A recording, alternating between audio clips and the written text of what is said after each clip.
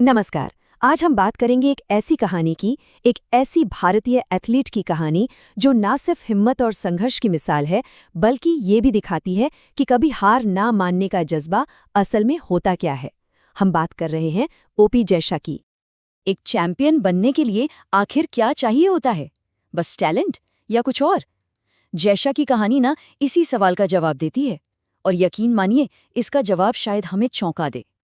देखिए, हर चैंपियन की एक शुरुआत होती है, लेकिन जैशा की कहानी की जो शुरुआत है वो ऐसी है जिसके बारे में शायद कोई सोच भी नहीं सकता। वो केरल के एक छोटे से गांव से थी, और गरीबी भी कोई ऐसी वैसी नहीं, बहुत ज्यादा। उनके पिता एक मजदूर थे, और परिवार के लिए 2 वक्त की रोटी जुटाना भी एक रोज की जंग थी। अब ऐसे हालात में कोई बड़े सपने देखने की हिम्मत कैसे करे, है ना? पर यही तो बात है, जैशा को यही हालात सबसे अलग बनाते हैं। मतलब बाहर जितनी मुश्किलें थीं, उनके अंदर कुछ कर दिखाने की आग उससे भी कहीं ज्यादा तेज थी। एक जिद थी, एक अटूट जज्बा था। स्कूल के टाइम से ही दौड़ने का जुनून था।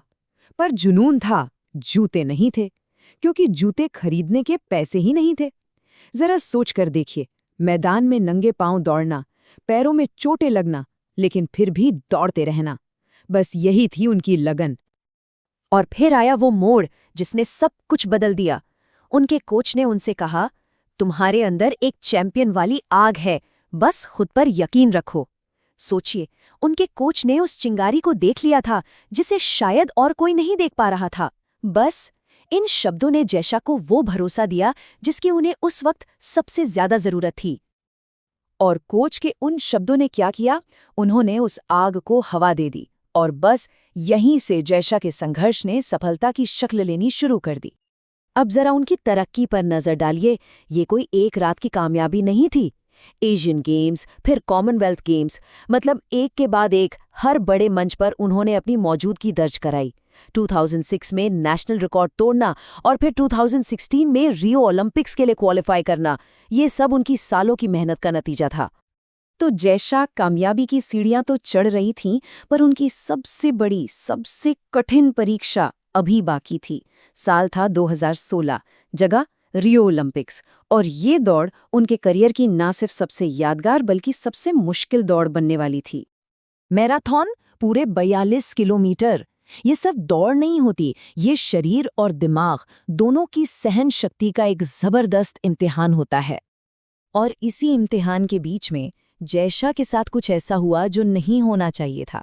दौड़ के दौरान उन्हें पानी या एनर्जी ड्रिंक कुछ भी नहीं मिला। बताया जाता है कि भारतीय अधिकारियों की तरफ से कोई इंतजाम ही नहीं था। अब सोचिए, एक मैराथन रनर के लिए ये कितनी खतरनाक, जानलेवा सिचुएशन हो सकती है। लेकिन इसके बाद भी उन्होंने रुकने का नाम नहीं लिया। उन्होंने हार नहीं मानी, दौड़ना जारी रखा। ये उनकी जिद थी। अपने देश के लिए उस रेस को पूरा करने का एक पक्का इरादा था। और जैसे ही उन्होंने वो फिनिश लाइन पार की, उनके शरीर ने जवाब दे दिया। वो वहीं बेहोश होकर गिर पड़ी।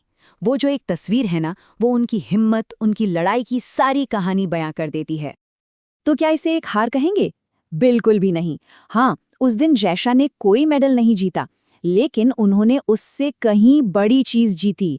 उन्होंने दुनिया को दिखाया कि एक सच्चे खिलाड़ी का जज्बा क्या होता है। उन्होंने ये दिखा दिया कि वो हालातों से हारने वालों में से नहीं हैं। तो जैशा की ये जो असाधारण कहानी है, ये हमें जिंदगी के बारे में सिखाती क्या है? चलिए जरा इसके सबक को समझने की कोशिश करते हैं। सबसे पहली बात, इरादा। इरादा हमेशा हालात से बड़ा होता है। दूसरी, असली जीत तो मुश्किल वक्त में हिम्मत ना हारने में ही है। तीसरी सीख ये है कि कड़ी मेहनत से कुछ भी, मतलब कुछ भी हासिल किया जा सकता है। और चौथी और सबसे जरूरी बात, इतिहास वो नहीं बनाते जो शुरू करते हैं, इतिहास वो बनाते हैं जो अंत तक डटे रहते हैं। ये 4 बातें उनकी पूरी जिंदगी का निचोड़ है। जैसा कि कहानी एक सवाल पीछे छोड़ जाती है, सोचने पर मजबूर करती है कि हमारी अपनी जिंदगी में वो कौन से सपने हैं जिनके लिए आखिरी सांस तक लड़ा जा सकता है।